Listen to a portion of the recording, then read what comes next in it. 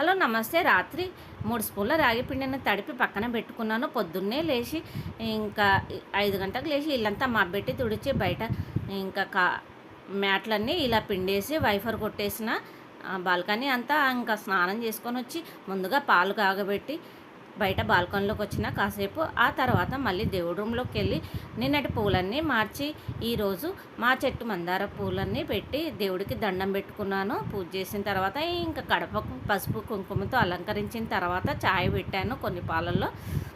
ఇంకా రాత్రి రాగిపిండి నానబెట్టుకున్నాను. ఇప్పుడు ఒక కడాయిలోకి 2 గ్లాసుల నీళ్లు పోసి మసలబెట్టుకుంటున్నాను. ఆ రాగిపిండిని అందులో వేసి ఇలా గంజిని కూడా రాత్రి అన్నం వంపుకున్నప్పుడు తీసి పెట్టుకున్నాను. అది కూడా కలుపుకున్నాను. ఈ లోపల చాయ్ అయ్యింది.